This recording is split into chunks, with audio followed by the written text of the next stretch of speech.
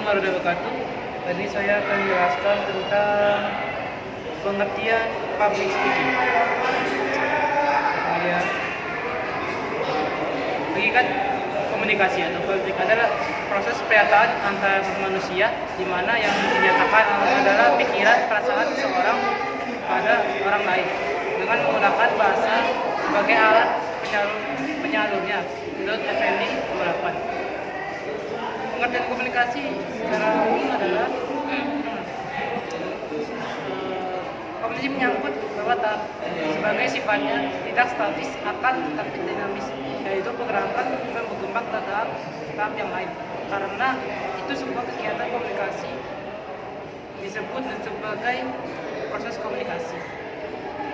Menurut Harry Hamsterberry, komunikasi adalah suatu proses penukaran informasi antar individu melalui suatu sistem yang biasa lazim, baik dengan simbol-simbol, sinyal maupun beberapa tindakan. Yang kedua ada the person.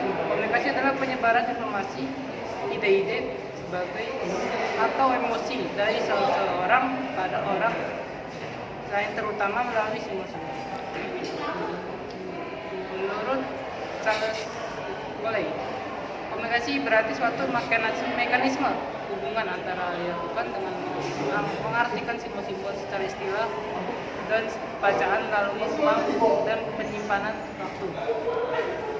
Kemudian ada jenis komunikasi atau penggunaan kata-kata lisan atau tulisan untuk menyimpulkan pikiran, gagasan, dan informasi. Ciri-cirinya menggunakan kata-kata dua, bisa lisan atau tulis. Ketiga ada bersifat dua arah. Contohnya komunikasi verbal, berbicara langsung melalui telepon, pesan, teks, presentasi, dan diskusi menggunakan kata-kata yang menyampaikan pesan.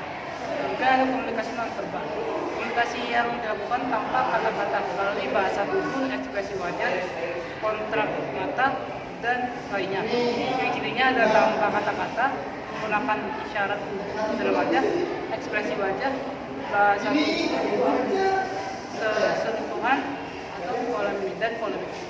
Contohnya mengangguk, senyum, menggelenggang kepala, kontak mata, komunikasi non-verbal, memperkuat atau memperlemah pesan verbal dari menyampaikan pesan dan perasaan.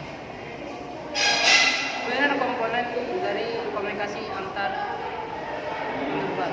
Komunikasi antar manusia hanya bisa terjadi jika ada seseorang yang menyampaikan pesan kepada orang lain. Tujuan tertentu, artinya komunikasi hanya bisa terjadi kalau didukung oleh adanya sumber pesan media penerima efektif. Unsur ini juga disebut komponen komunikasi seperti sumber atau komunikator, pesan atau messenger, media pada penerima atau komunikan, penerima ada pengaruh atau efek. Kesimpulannya, berdasarkan penjelasan di atas, komunikasi adalah proses penyampaian pikiran atau perasaan oleh seseorang pada orang lain dengan menggunakan lambang-lambang yang bermakna sama lain kedua pihak. Dalam situasi tertentu, komunikasi menggunakan media tertentu untuk mencapai sasaran tempatnya dan atau ukurannya jumlah. Dalam situasi tertentu, pula komunikasi dimaksudkan atau ditunjukkan dalam berubah sikap, attitude, pendapat atau opini, atau tingkah laku atau behavior seseorang atau jumlah orang sehingga dan efek tertentu untuk diharapkan. Sekian, terima kasih. Wassalamualaikum warahmatullahi wabarakatuh.